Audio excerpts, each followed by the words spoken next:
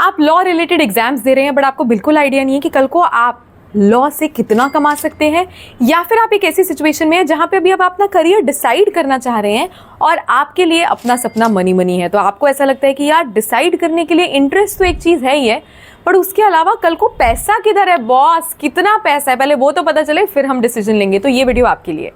देखिए, अगर आप कल को लॉ रिलेटेड कुछ भी करते हैं तो उसके बाद आपकी क्या सैलरी होती है डिपेंड करता है कि आप एग्जैक्टली प्लेस कहाँ होते हैं और कौन से कॉलेजेस से निकल के आते हैं।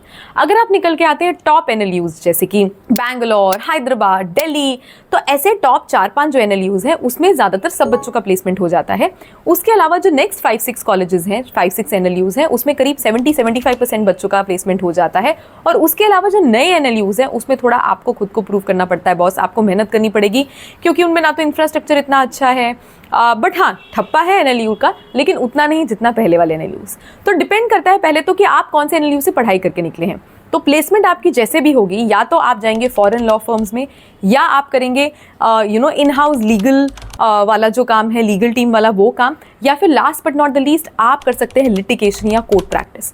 तो अगर आप जाते हैं जो फर्स्ट फॉरेन लॉ फर्म्स में, तो उसमें आपकी सैलरी बहुत अच्छी हो सकती है, जैसे 1 लाख प्लस हो सकती है अगर आप बेस्ट एनएलयूज से हैं, नहीं तो 70,000 से 1 लाख के करीब तो होती ही होती है अगर आप दूसरे वाले एनएलयूज से हैं। और अगर आप किसी नॉर्मल कॉलेज से हैं तब भी 60-70,000 तो यूजुअली होती है। अब फॉरेन लॉ फर्म ना होके अगर आपके पास जो है वो आप जाते हैं किसी लीगल टीम में, जैसे रिलायंस की लीगल टीम में आप चले गए या किसी और अडानी की लीगल टीम में चले गए, तो उसमें जो आपकी सैलरीज होती हैं वो डिपेंड करती हैं से 40,000 to 70,000 की जो रेंज होती है उससे। लेकिन अगर आप जो थर्ड है जिसमें भीड़ भड़क्का सारा है वो है आपका लिटिगेशन, जिसको बड़ा इंटरेस्टिंग बोलते हैं। लेकिन आप सोचो कि अगर आप 5 साल की आपने एक डिग्री करी, आप किसी ओडिशा के कॉलेज से निकले और आपने वहाँ की 5 साल की डिग्री करी और अब आप जाते हैं दिल्ली हाई कोर्ट में या किसी हाई कोर्ट या सुप्रीम कोर्ट में काम करने। वैसे हाई कोर्ट में ही पहले जाएंगे, सुप्रीम कोर्ट की तो चांसेस है लेस। तो फिर क्या होगा, आपको तो कुछ भी नहीं आता, ना आपको ईमेल ड्राफ्ट करना आता है, ना आपको कुछ और आता है, तो आपको फिर किस लिए पैसे दिए जाएंगे? तो उसके लिए आपको पहले सीखना पड़ेगा, बहुत सारा सीखना पड़ेगा, है ना। तो इसलिए स्टार्टिंग में शायद आपको 10-20 हज़ार रुपये ही पर मंथ मिले। और कई जो लॉयर्स होते हैं जिनके अंडर आप प्रैक्टिस करते हैं वो तो आपको पैसा भी नहीं देते हैं, वो बोलते हैं हम आपको एक्सपीरियंस दे रहे हैं ना।